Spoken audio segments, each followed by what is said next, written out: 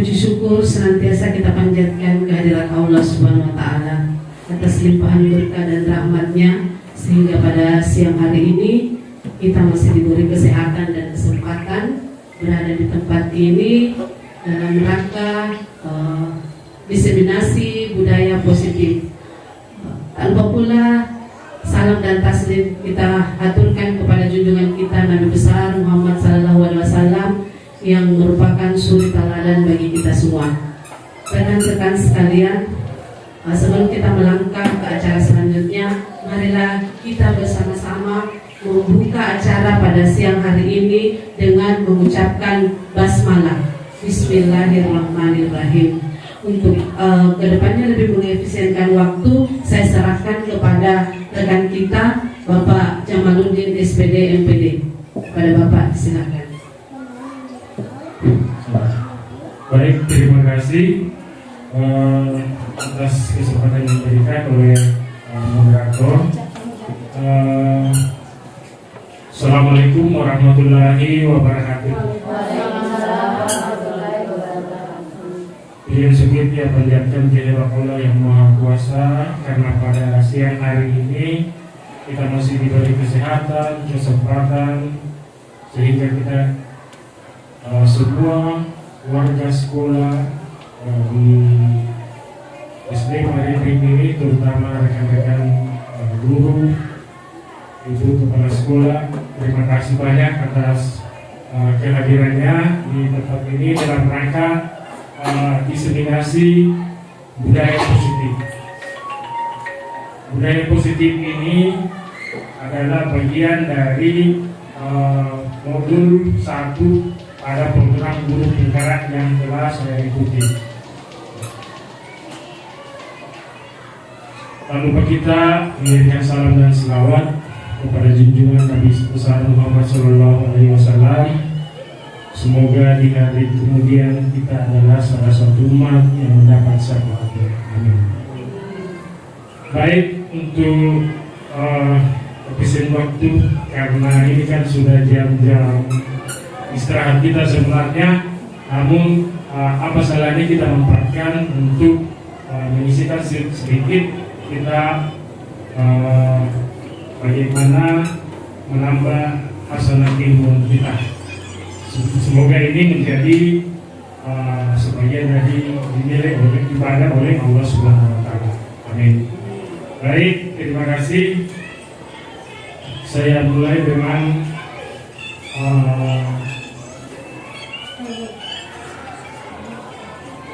ada video, sebentar saya akan buka. Ini berkaitan dengan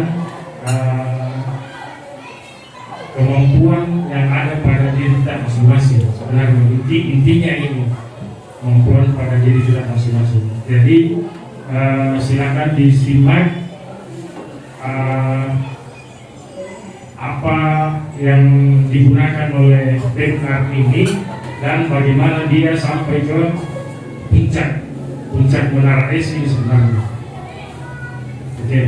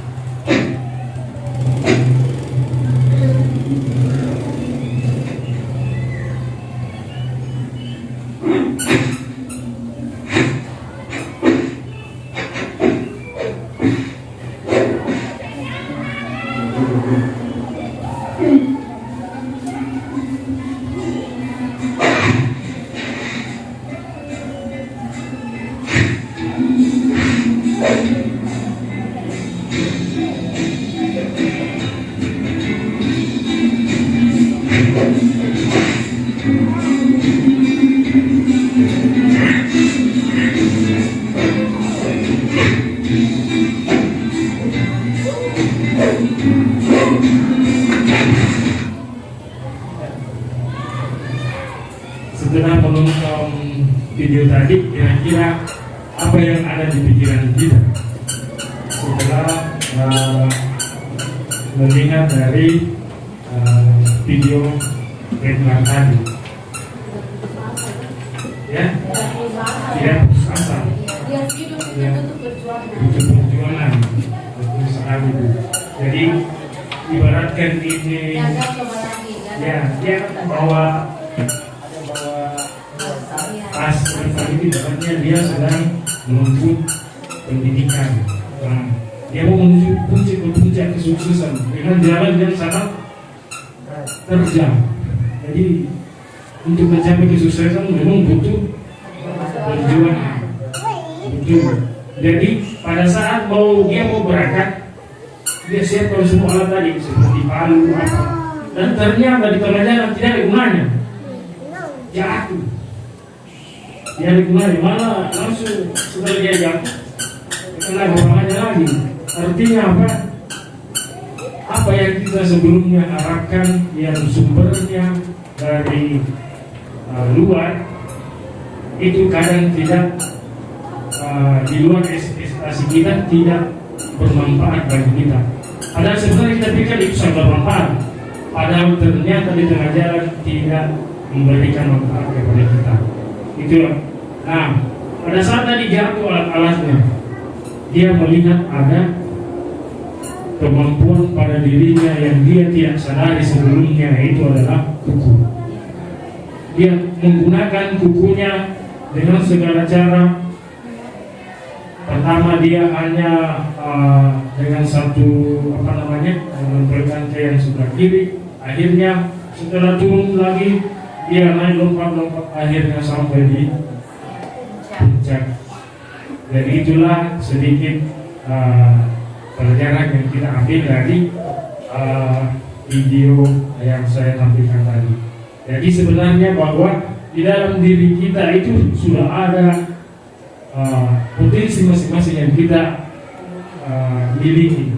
Namun terkadang kita tidak sadari. Nah, inilah kaitannya dengan budaya positif yang akan saya sampaikan sebentar. Baik. Nah, sebelum kita masuk di budaya positif, sebagai materi pertama pada program guru penggerak kami itu adalah filosofi pemikiran Ki Hajar Dewantara.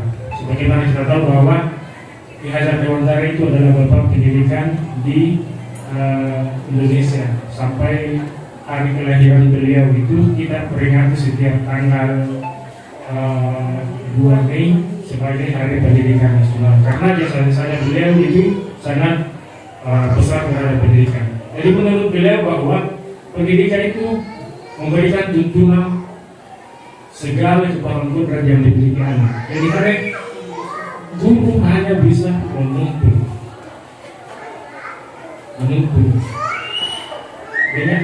Kita ingat ada simbol yang pada lambang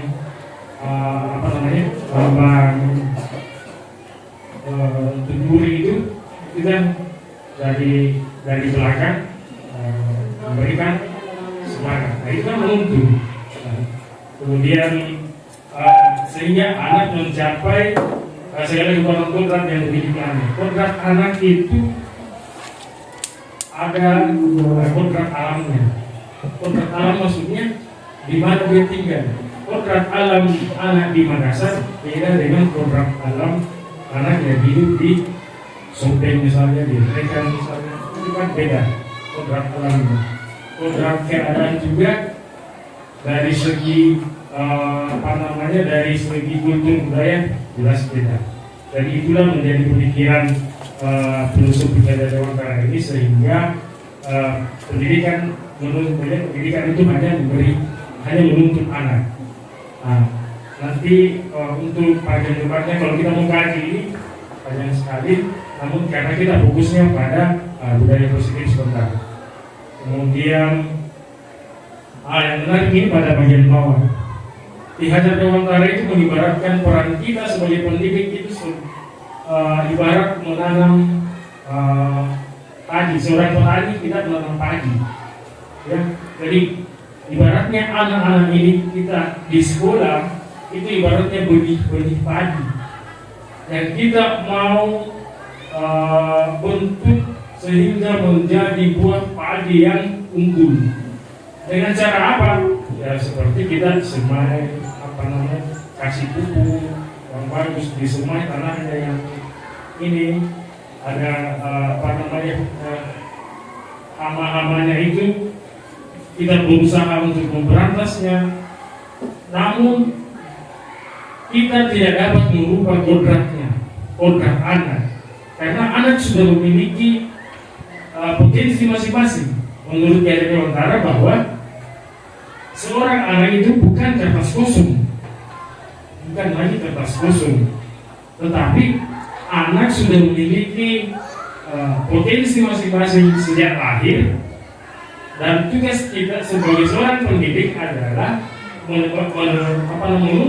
menuntun tadi, menebarkan apa dia potensinya. Misalkan anak yang berpotensi pada bidang seni, kita paksakan mau jadi matematika, jelas tidak bisa, karena kodratnya dia adalah seni.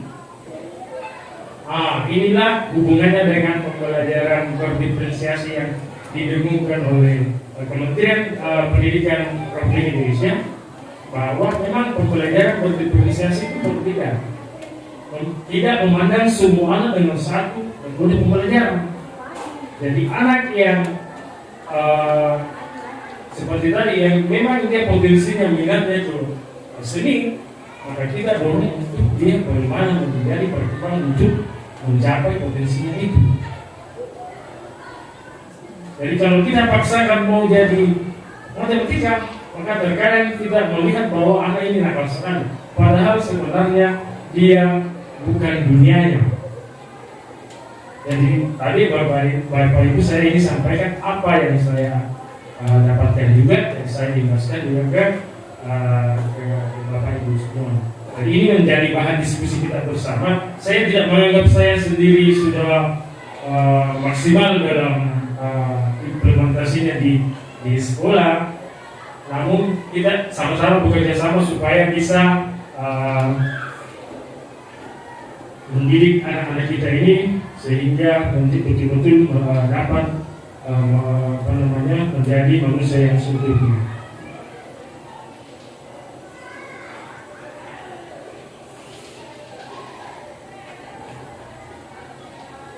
Nah, untuk budaya positif, kalau ada budaya positif berarti ada budaya negatif. Untuk apa sih Kementerian Pendidikan melaksanakan program dengan mengumpulkan dana yang sedikit hanya dengan mengadakan suatu program dengan sasaran utamanya adalah pembentukan karakter. Budaya positif dengan menerapkan kebiasaan budaya positif maka akan menimbulkan rasa aman dan nyaman pada murid. Ya, budaya positif seperti apa? Itu selanjutnya kita akan kaji satu persatu sebentar. Namun sebelum kita lanjut, saya ingin sampaikan uraian kegiatan pada hari ini. Ya, sebagaimana yang nanti di atas bahwa sebelumnya ini saya harus minta izin dulu kepada penanggung jawab Ibu Rifri. Kemudian saya berusaha mengimplementasikan budaya positif di kelas. Sedikit saya sampaikan bahwa dalam budaya positif itu ada namanya keyakinan kelas. Keyakinan kelas yang sebelumnya kita sebut dengan tata tertib kelas. Tata tertib kelas di dalamnya itu semuanya ada kata jangan yang sifatnya negatif. Tetapi pada budaya positif semua diarahkan ke bagaimana siswa berpikir positif. Karena kenapa? Pikiran positif, pikiran negatif seusia anak SD dia tidak bisa menerima karena seakan dikekang, jangan. Jadi dia merasa kemerdekaannya itu dirampas, betul sekali. Makanya saya pikir program ini bagus sekali bagaimana kita berusaha memperbaiki diri untuk melaksanakan pembelajaran di sekolah. Nah, adapun konsep utama, bagian utama dari modul budaya positif ini, yang pertama adalah perubahan paradigma belajar. Perubahan paradigma belajar yang sebelumnya kita seperti yang saya jelaskan bahwa siswa kita sama rata semua kemampuannya, padahal sebenarnya anak berbeda masing-masing kemampuannya.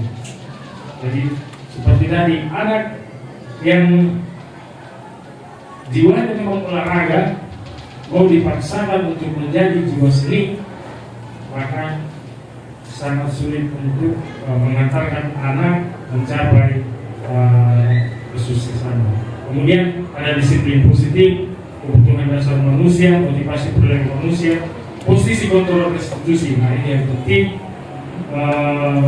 dalam menyikapi setiap permasalahan yang ada di sekolah. Kemudian keyakinan kelas dan segitiga restitusi. Baik, kita mulai satu-satu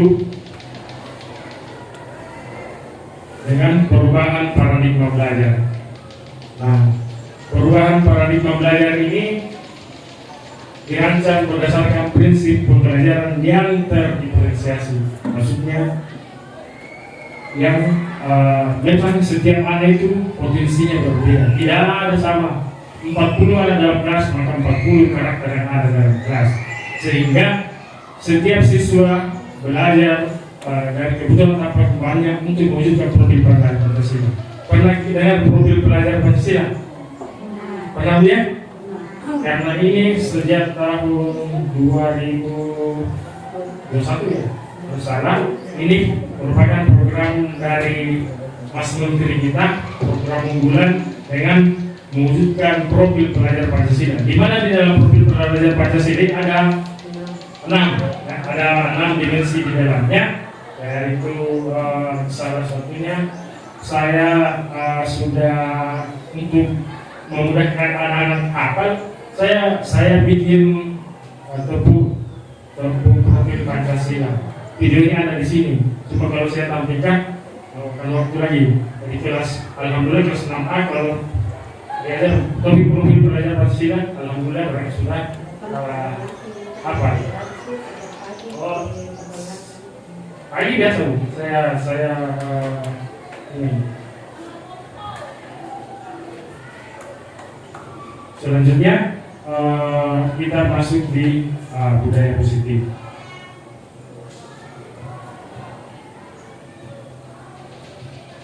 Budaya positif ini di sekolah ialah nilai-nilai atau keyakinan dan kebiasaan di sekolah yang berpihak pada murid, agar murid dapat berkembang menjadi pribadi yang kritis, ya, penuh hormat dan bertanggung jawab. Di dalam budaya positif ini ada materi perubahan paradigma, kemudian konsep disiplin positif, motivasi keyakinan, bangunan kebutuhan dasar. Ini tadi sudah diberikan di depan. Kemudian disiplin positif dan motivasi ini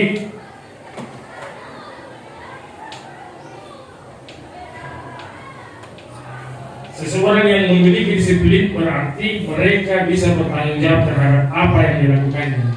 Seperti tadi saya sampaikan, peraturan kelas yang selama ini kita tertulis di situ, misalkan jangan buang kertas di bawah bangku. Berarti sasaran utamanya adalah menjaga kebersihan. Jadi keyakinan kelas yang kita bentuk adalah menjaga kebersihan kelas. Kita mau menambahkan kebersihan kelas dan lingkungan sekolah boleh, itu adalah keyakinan kelas. Berarti poin 1 menjaga kebersihan, poin 2, poin 3, poin yang 9, 10, 11 ada 6 poin, tinggal satu keyakinan kelasnya, yaitu menjaga kebersihan kelas. Dan menurut para psikolog bahwa dengan paradigma positifnya seperti itu, anak-anak lebih mudah memahami dibandingkan dengan ditulis jangan bongkar tas. Berarti mereka seakan ada perasaannya bahwa saya ini harus menghindari hukumannya, karena kalau saya melakukan itu saya akan dapat hukuman. Itu pemikiran dasarnya, sehingga diarahkan untuk bagaimana dibuat dalam bentuk pernyataan yang sifatnya positif. Nanti poin 1, 2, 3, 9, 10, 11 semuanya tentang kebersihan. Tercover satu menjadi menjaga kebersihan kelas dan lingkungan sekolah. Ya, itu seperti itu. Nah, adapun motivasi perilaku manusia, ya, ada 3 motivasi perilaku manusia ini yang dinyatakan oleh Gosling ini dalam bukunya, bahwa motivasi seorang manusia itu yang pertama menghindari ketidaknyamanan atau hukuman. Ini adalah tingkat terendah dari motivasi. Kemudian mendapatkan imbalan atau penghargaan. Jadi misalkan seorang anak, misalkan kalau ada peraturan yang harus misalkan dia berhasil dalam suatu prestasi akademik misalkan, kemudian berikan imbalan atau penghargaan, maka itu satu tingkat dia berada di level pertengahan. Jadi untuk menjadi orang yang mereka inginkan menghargai diri sendiri, maka ada motivasi dari dalam diri yang harus mereka lakukan sehingga lebih bertahan lebih lama begitu, karena motivasinya sudah ada dari dalam diri, bukan lagi berdasarkan peraturan-peraturan yang membuatnya mereka ketakutan untuk melanggar hukuman. Nah, kemudian pada dasarnya kebutuhan dasar manusia itu ada 5. Dari kelima ini, yang pertama itu kebutuhan bertahan hidup, kedua kasih sayang, kebebasan, kesenangan, kekuasaan. Poin 1 itu sifatnya dari luar, ya. Tetapi kasih sayang, kebebasan, kesenangan, kekuasaan semuanya timbul dari dalam diri masing-masing. Artinya apa? Kebutuhan dasar kita lebih banyak bersumbernya dari diri kita sendiri. Hanya satu poin yang di kebutuhan hidup itu ya termasuk sandang, alam dan papan itu, dan itu semua masuk di kebutuhan untuk bertahan hidup. Kasih sayang dan rasa diterima, jelas kita sebagai makhluk sosial yang bagaimana kita menjaga rasa dan kasih sayang dengan sesama manusia. Kemudian kebebasan untuk bebas bukan berarti menyalahi aturan, tetapi bebas untuk mengekspresikan potensi tadi yang telah dimiliki sehingga bisa mencapai manusia seutuhnya. Kesenangan, senang. Bagaimana kita belajar menjadi senang dalam belajar. Kemudian penguasaan kemampuan atas kemampuan perlu dalam diri anak untuk menguasai pengakuan atas kemampuan ini. Kita perlu apresiasi orang yang bisa sukses. Jangan sampai sebaliknya bahwa dari nenek begitu memang tidak ada yang yang berhasil. Kemudian motivasi perilaku manusia. Nah, untuk motivasi ini yang tadi itu menghindari ketidaknyamanan, seperti murid melakukan disiplin karena ia takut dihukum. Berarti ini pada poin 1 menghindari, dia masih menghindari ketidaknyamanan. Misalkan jangan berkertas di bawah, ya, berarti untuk dia melakukan membuang kertas itu tidak membuang di bawah meja hanya karena takut pada peraturan yang sudah ada di tata tertib. Belum dia menyadari bahwa kalau saya buang kertas di bawah meja, ini akan mengganggu mengotori lingkungan yang ada di sekitar saya. Kalau lingkungan kotor seperti apa, maka akan menimbulkan berbagai dampak negatif. Nah, itulah pada tulisan menghindari tidak nyamanan ini. Saya percepat saja. Kemudian mendapatkan imbalan atau penghargaan. Murid melakukan disiplin diri karena ingin mendapat imbalan. Ini merupakan motivasi ekstrinsik juga. Dan tidak bisa dipukul. Saya pernah melakukan. Saya sama anak saya sendiri, saya bilang kalau prestasi nilai yang bagus, saya bawa atau saya belikan. Intinya ini dalam bentuk barang. Tidak salah. Iya, berikan reward. Kalau saya bilang kalau bagus prestasimu, saya belikan apa namanya itu yang dia mau sekali ada apa namanya yang iya ada permintaannya. Dan ternyata setelah saya masuk di program penggerak, tidak salah yang kita laksanakan, cuma itu hanya bertahan sebentar saja. Pada saat dia sudah dapat rewardnya, maka dia sudah katakan saya sudah berhasil. Tidak ada lagi motivasi selanjutnya, karena saya sudah dapat. Ternyata ada yang lebih bertahan lama, menghargai nilai-nilai kebaikan diri sendiri. Murid melakukan disiplin karena sadar bahwa nilai kebajikan dirinya ini merupakan motivasi dari dalam diri, sehingga dapat sampai seterusnya.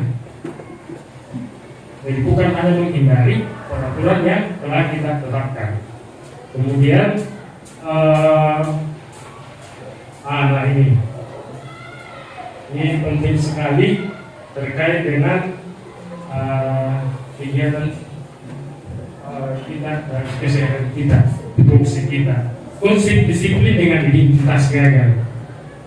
Yang motivasi merupakan dorongan yang timbul pada diri seseorang secara sadar atau tidak sadar untuk melakukan suatu tindakan. Nah, konsep disiplin dengan hukuman, dia sifatnya menyakitkan, untuk menyakitkan anak.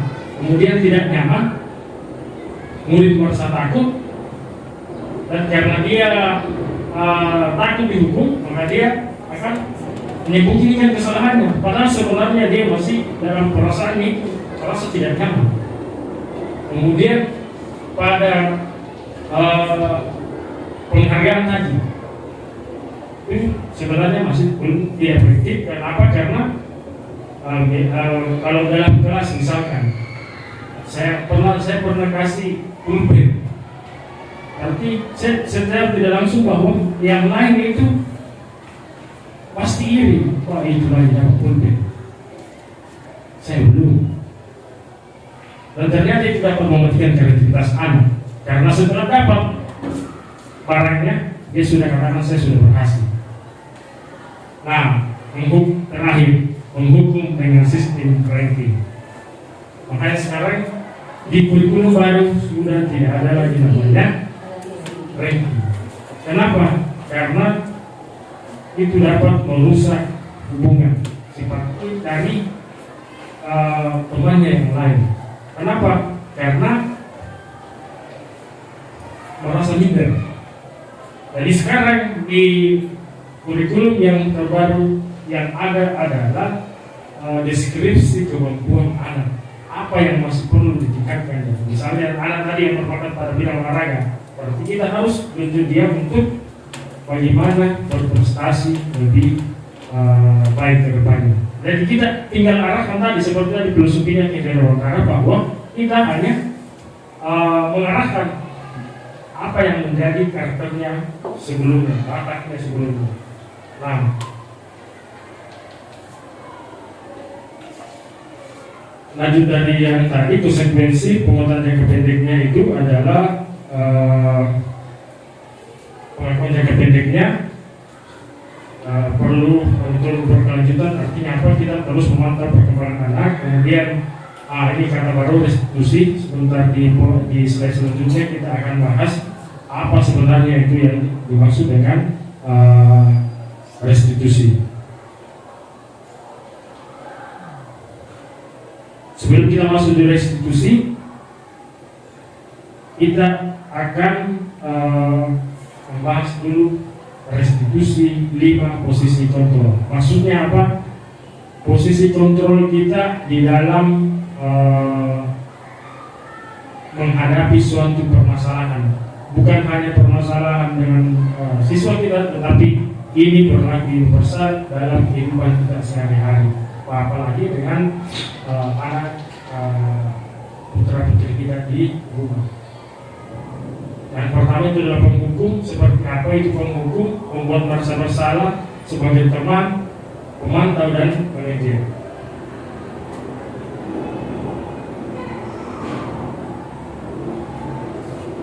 Nah, pada contoh penerapan 5 posisi kontrol ini, pada kasus siswa tidak memakai atribut saat memakai saat mengikuti upacara bendera. Nah, ini sering kita alami. Ada siswa yang tidak memakai atribut lengkap. Nah, ketika kita berada di posisi penghukum, maka kata yang keluar dari mulut kita adalah patuhi aturan sekolah. Kamu berdiri di barisan di barisan lain. Ya. Itu masuk di posisi, berarti posisi kontrol kita adalah sebagai penghukum. Yang kedua adalah membuat merasa bersalah. Kalau kita mengatakan berapa kali Bapak harus memberitahu kamu, Bapak kecewa sama kamu, berarti anak merasa bersalah. Anak merasa bersalah sehingga timbul dalam dirinya untuk semacam kecewa begitu. Nah, di posisi ketiga sebagai teman ini sudah agak mulai mulai kita ingat sebagai teman. Kita katakan bahwa ayolah yang tertib. Bapak guru bangga, Bapak kecewa sama kamu. Artinya sebagai teman ya, menganggap sebagai teman. Nah, posisi pemantau ini yang sering kita lakukan. Kalau penghukum kita sebenarnya hindari selama ini dalam hukuman isi, tapi sebenarnya ada hukuman secara verbal. Iya, mentah, membuli, termasuk. Kalau kita sebagai pemantau, berarti kita harus katakan kamu sudah melanggar. Kamu sudah melanggar apa peraturan, apa konsekuensi. Maksudnya, misalkan setelah dia tidak pakai atribut, berarti konsekuensinya apa? Tetapi di level paling tinggi kita pada posisi manajer, terus terang ini baru saya dapat di program bergerak. Saya sangat bersyukur bisa mengikuti program ini. Kenapa? Karena betul-betul merubah mindset saya bagaimana dalam melaksanakan kegiatan tupoksi kita sehari-hari. Kalau kita posisi manajer, kita mengatakan bahwa apakah kamu tahu kesalahanmu? Kira-kira bagaimana kamu akan memperbaiki kesalahan itu? Jadi artinya bukan kita lagi yang patok bahwa kamu harus begini, kamu harus ini depan pakai begini. Tapi kita hanya mengatakan bahwa kamu kesalahannya apa. Kalau dia sudah katakan bahwa saya tidak pakai tersebut, bagaimana kamu akan memperbaikinya? Kalau dia sendiri yang mengatakan bahwa saya akan memakai atribut lengkap, saya rasa ini memang berat kita bukan berarti saya sampaikan di sini tidak mau langsung berubah secara total, tidak. Artinya butuh kerjasama dari kita semua, bagaimana sehingga anak-anak ini dalam hampir tiap hari, pagi-pagi sudah ada kasus. Saya terapkan ini, terus terang, kelas 5 dengan kelas 6 ditarik bajunya, kancingnya. Saya berusaha terapkan ini. Alhamdulillah. Siapa lagi namanya? Asraf, nama putri sama berkelahi sampai lepas kancing bajunya. Jadi saya tanya Asraf, jadi apa maunya sekarang Asraf? Dia bilang, saya mau kancing bajuku, karena saya malu-malu masuk kalau jadi kancing bajuku. Nah, saya bilang sama Putri nih, sama siapa lagi yang satu itu, terus kancing bajunya di mana? Saya cari, ternyata sudah dapat. Bahkan seandainya Asra bilang suruh Putri atau siapa yang menjahitkan, maka saya suruh jahitkan. Karena konsekuensinya itu. Tapi karena Asra mau kalau pakaikan saja pendidik, akhirnya dia masuk ketawa di kelas. Padahal semuanya sekali. Oh berkelahi. Alhamdulillah dengan posisi kontrol ini saya bisa terapkan. Sebagai manajer ya. Dia sebagai manajer. Kita sebagai manajer bahwa kita tanya dulu karena apa maunya. Kalau manajer itu berarti kita harus bicara dengan menanyakan. Ya betul. Apa maunya? Apa maunya? Bagaimana? Misalkan ada contoh lain yang dalam kelas terkadang kan tidak apa namanya tidak perhatian pelajaran itu secara keseluruhan itu berarti kalau menurut apa namanya di posisi kontrol ini berarti anak itu belum merasa nyaman, artinya ada yang dia inginkan. Misalkan dia mau kerja kelompok misalkan atau dia pakai media misalkan, itu intinya kita tanya apa maunya, bukan lagi kita yang Bukan maunya guru. iya, karena kemauan orang dewasa sangat tidak sejalan dengan apa yang ada di pikiran anak. Jadi namanya juga merdeka. Ya, ya bagaimana mereka mengekspresikan apa yang ada dalam dirinya, apa yang dia mau, seperti itulah. Kemudian, nah ini keyakinan kelas yang saya sempat singgung tadi.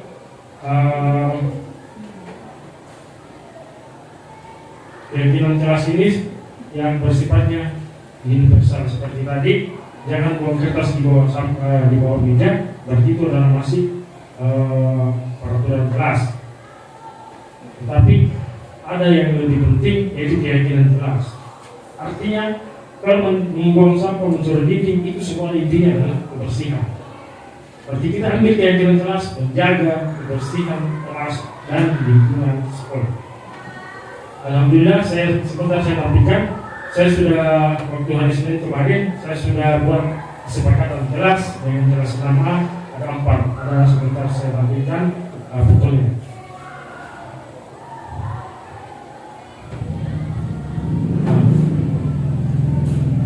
Keyakinan kelas ini oleh dosen ini baik semua. Kalau saya lihat materinya ini semua di apa namanya di dalam program guru penggerak ini rata-rata dari psikolog, rata-rata psikolog anak. Karena kalau zaman kita kuliah itu kan hanya fokus untuk berteaching, bagaimana membedakan materi, tapi ternyata ada trik dari kita perlu sandingkan dengan ilmu-ilmu dari psikolog. Nah, menurut saya bahwa keyakinan akan lebih memotivasi seseorang dari dalam atau motivasi secara intrinsik itu akan lebih bersemangat dalam keyakinannya. Beda kalau masih sifatnya dalam bentuk peraturan secara ekstrinsik seperti ini. Nah, di sini keyakinan kelas ini seperti yang saya tampilkan, sebelah kiri ini itu adalah peraturan kelas. Kemudian yang di sebelah kanan ini anak-anak yang bikin, mereka sendiri yang ekspresikan bagaimana modelnya, bagaimana mereka berekspresi, bagaimana tampilannya itu mereka sendiri.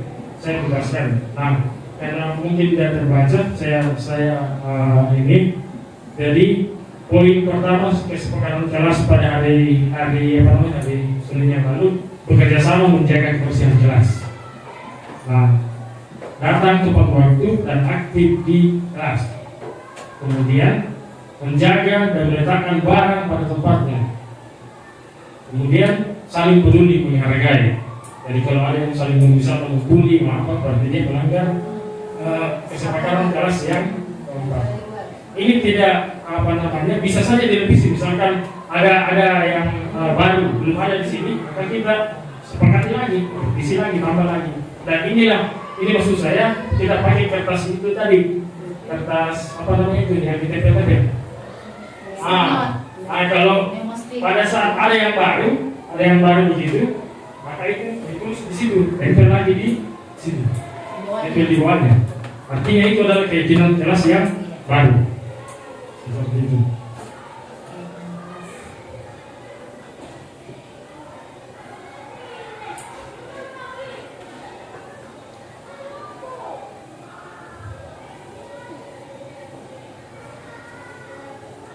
Kalau ini pada segitiga restitusi tadi yang berkaitan dengan bagaimana kita menghadapi permasalahan ini penting sekali karena kenapa hampir setiap hari kita menghadapi persoalan-persoalan baik itu yang sifatnya sepele atau ke anak-anak yang seperti apa yang ini, maka ada teori namanya segitiga restitusi.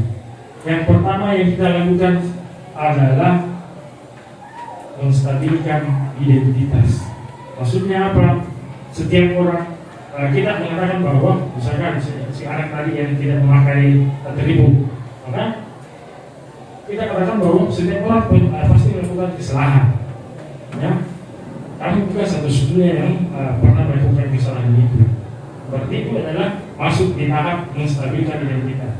Kemudian validasi tindakan yang salah. Kita mengatakan bahwa kamu tentu punya alasan sehingga tidak memakai atribut. Misalkan yang terlambat bangun, akhirnya buru-buru, tidak sempat pakai lagi kopi atau segala macam. Itu. Kemudian menanyakan keyakinan. Sekadar dengan keyakinan keras tadi, kita tanya keyakinan keras mana yang kamu langgar. Kemudian apa yang kamu inginkan dengan pelanggaran tadi. Jadi bukan lagi kita mengatakan bahwa kamu begini, tapi dia sendiri yang menyebutkan. Dia menyebutkan bahwa saya mau begini. Kita tinggal arahkan seperti itu. Kemudian ini ada contoh bagaimana penerapan kasus untuk segitiga restitusi. Nah, Alia, Ya, apakah Alia tahu kenapa Bapak panggil ke sini? karena saya berbuat kesalahan kalau main-main di waktu belajar matematika. Tadi itu bermain apa? Saya main-main stiker. Stiker. Ya, Alasan Alia bermain stiker seperti tadi pada saat belajar itu apa? karena saya itu penasaran, jadi saya mainkan. Begitu ya. Kemudian bermain itu tidak salah, ya. Tetapi pada saat jam belajar itu sebaiknya kita lebih serius untuk belajar. Nanti bermainnya pada saat jam istirahat, ya. Terus apa yang Alia inginkan dari kesalahan tadi? Saya ingin saya memperbaiki kesalahan saya dengan cara belajar bersungguh-sungguh, dan saya ingin juga jika belajar matematika kita kerjasama bersama teman dan dengan cara kelompok. Jadi Alia itu maunya bekerja sama dalam kelompok dan belajar bersama teman-teman seperti itu. Oke, terima kasih ya. Assalamualaikum warahmatullahi wabarakatuh. Nama saya Naila Alia Rabbani Rusli. Saya dari kelas 6A. Tadi saya bermain di waktu belajar, tapi Pak Guru saya membantu saya atas kesalahan tersebut. Tetapi Pak Guru tidak memarahi saya, dan saya akan berjanji tidak akan mengulanginya lagi. Terima kasih Pak Guru. Jadi satu video contoh bagaimana menangani kasus dengan menggunakan teori segitiga restitusi tadi dengan menstabilkan identitas, kemudian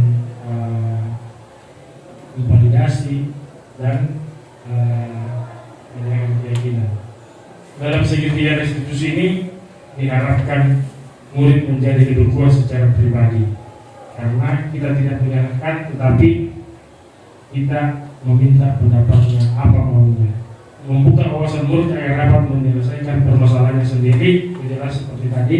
Kemudian murid semakin percaya diri, mandiri, dan merdeka. Jadi itulah gambaran bagaimana menerapkan budaya positif yang ada pada modul 1.4 program kurikuler. Terima kasih. Selanjutnya saya serahkan ke moderator.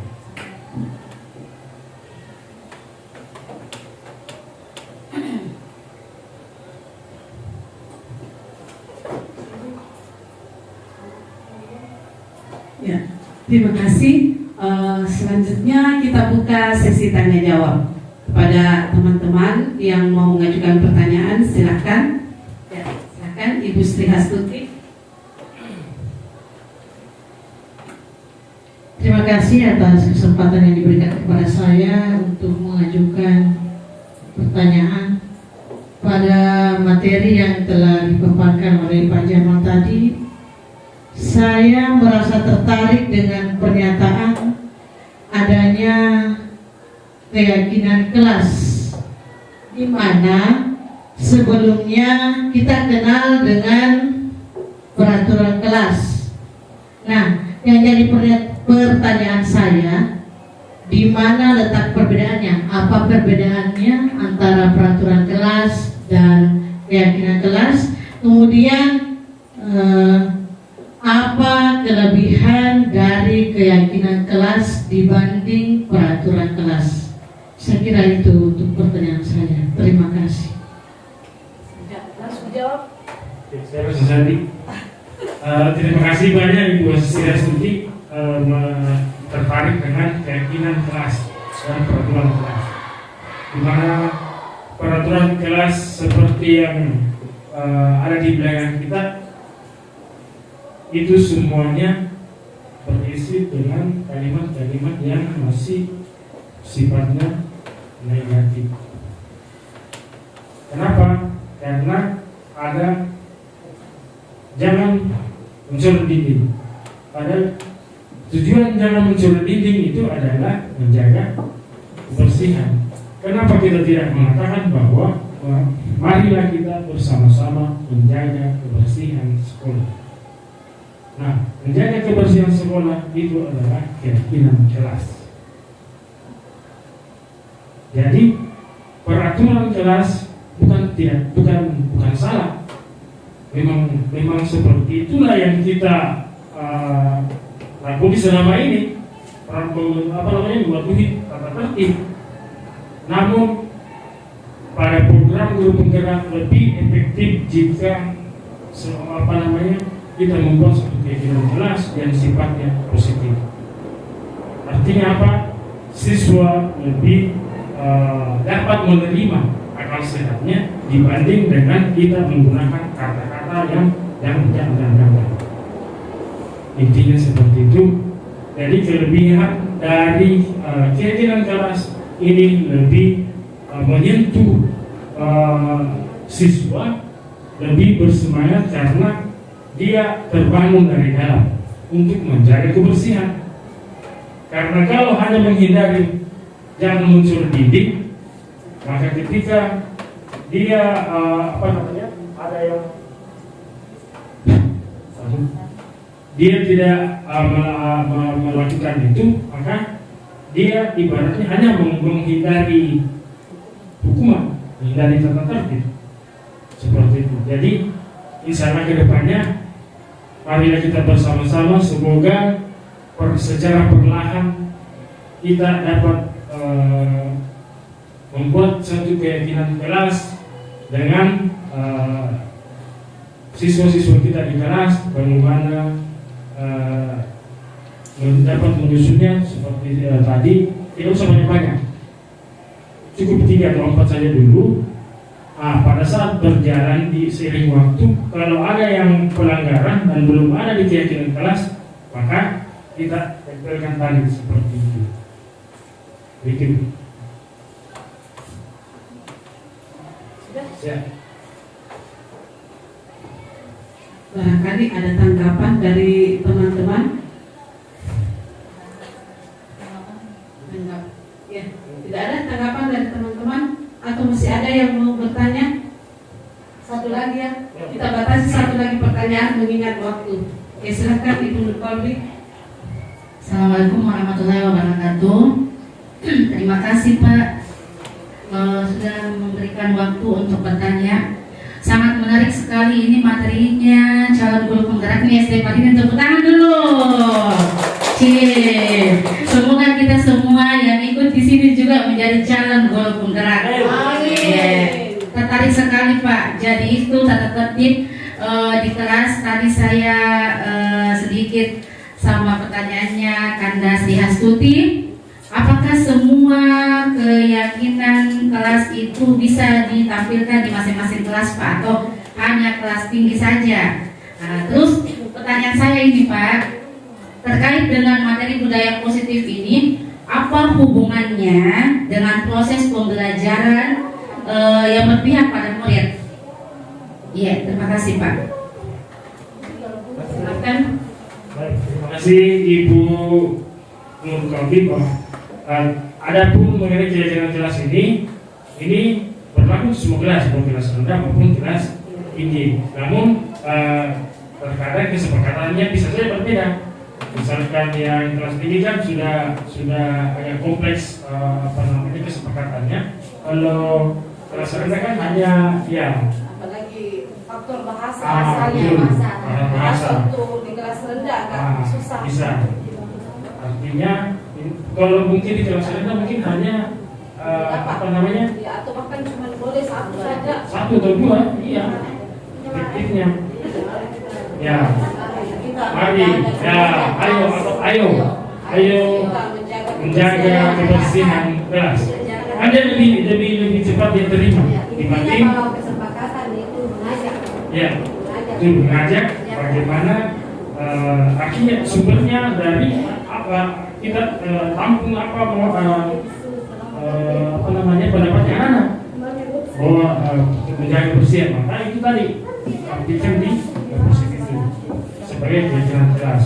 Adapun kaitannya dengan pembelajaran dengan berpusat pada anak, itu saya pikir bahwa dengan pembelajaran yang dengan budaya positif yang kita terapkan tadi, maka itu akan membuat siswa merasa nyaman dalam belajar, otomatis dapat meningkatkan minat belajarnya, lebih bersemangat, sehingga potensi yang dimiliki sebelumnya itu dapat berkembang dengan baik. Seperti tadi yang saya sampaikan di awal, bahwa kita tidak dapat mengubah kodrat anak yang jiwanya seni, tidak akan bisa kita paksakan menjadi jiwa matematika, karena kita posisinya hanya menuntun. Seperti ibaratnya tadi, bahwa menurut KHD itu Dihajar Dewantara, kita hanya dapat menanam padi itu bagaimana supaya dia berbuah yang bagus. Kita tidak bisa merubahnya menjadi jagung, tapi yang kita lakukan adalah bagaimana merawatnya dan menghasilkan benih yang bagus. Saya kira seperti itu apa yang kita laksanakan hari ini. Semoga dapat bermanfaat bagi kita semua, terutama dari pribadi saya. Terima kasih semua atas kehadiran kita semua. Tanpa dukungan Bapak Ibu, kegiatan ini tidak akan dapat berlangsung seperti ini. Terutama terima kasih kepada Ibu Kepala Sekolah yang telah memberikan saya sebanyak support sehingga sampai pada tahap ini. Terima kasih banyak. Demikian kegiatan kita pada hari ini. Kurang lebihnya mohon dimaafkan jika ada kata yang tidak sesuai. Itu masih kekurangan saya sebagai manusia biasa. Saya tutup dengan ucapan wabillahi taufiq wal hidayah. Wassalamualaikum warahmatullahi wabarakatuh.